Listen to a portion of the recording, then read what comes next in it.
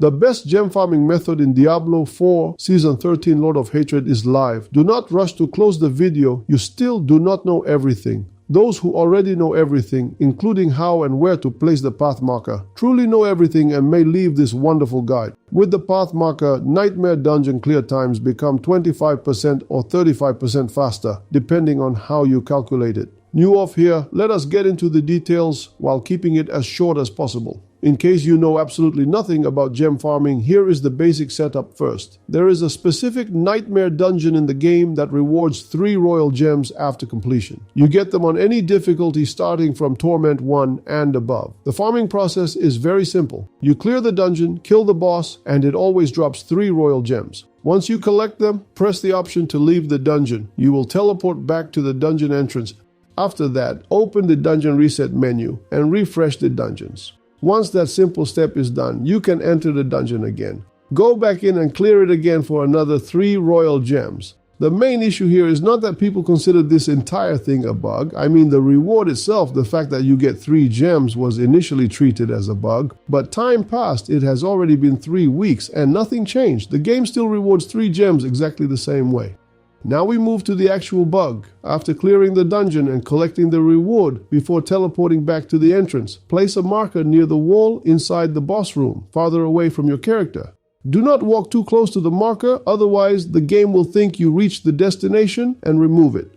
After placing the marker, teleport back to the Nightmare Dungeon entrance, reset the dungeon, and enter it again. But now we have a huge advantage. We already know which direction the boss room is located in. This significantly reduces the clear time because we already know where to run. The total completion cycle becomes dramatically shorter, allowing us to farm gems much faster than before. 1 minute. That is the full cycle from the first click on the Nightmare Dungeon to the next click on the Nightmare Dungeon. No imaginary 10-second clears after getting the infinite teleport bonus at the entrance. That kind of math shows nothing except ego. By the way, there is a video about the pseudo-infinite teleport build. Check it out, it is worth it. People really love fooling others. So without the path marker, the full cycle takes 1 minute. Now we place the marker and measure the full cycle again from Nightmare Dungeon click to Nightmare Dungeon click. In both cases, this is not selecting the best run out of dozens. This is 5 consecutive runs. Good runs or bad runs, with Ingium, also known as Eldruin, or without it. In other words, no discounts for instantly finding an elite pack near the entrance and flying to the boss in 10 seconds. The average result becomes 45 seconds per run, including all loading screens. 1 minute versus 45 seconds with root knowledge. That is a 25% difference. Completely fair math. Now what if we only count the actual time spent running inside the dungeon? All loading screens and dungeon reset actions together take 17 seconds. That means the actual dungeon run itself lasts 43 seconds without root knowledge and 28 seconds with root knowledge. So if we measure only the gameplay inside the dungeon, it becomes 35% faster. You do not need to replace the marker after every run. It stays in place. However, the boss can sometimes move closer toward the marker and then your character follows it, causing the marker to disappear. In that case, simply place it again. Final result, if we calculate this per hour, we get 80 runs. 80 runs multiplied by 3 royal gems equals 240 gems. 1 grand gem requires 10 royal gems. That gives us 24 grand gems per hour.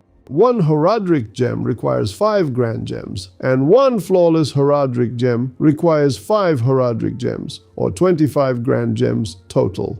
So yes, I exaggerated the title just a tiny bit. A very tiny bit, only by 4%. Hopefully you forgive me. But in the end, with obsessive farming efficiency, we get one of the strongest flawless gems in the game every hour, which is actually pretty impressive. While farming gems, we also get 1 or 2 talismans every run. In the current state of the game, they are a valuable resource for crafting the talismans we actually want with the stats we need or with greater affixes. Right now, talismans with greater affixes do not drop naturally.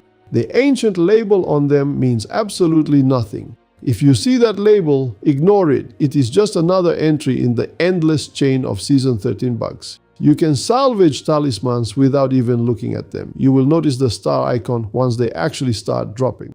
The talismans we need should absolutely be re-rolled using the crafting materials gained from salvaging. Getting +3 to the desired skills is not difficult. Getting a greater affix talisman with +4 is harder, but still far from impossible. So this farming method gives us both gem farming and talisman farming at the same time. And that is everything about the top gem farming method in Season 13. At this point, it looks like the 3 gem reward itself is not a bug after all. Anyway, leave comments, hit the like button, and recommend the video to your friends. Thanks for watching. Thank you for your support. Bye.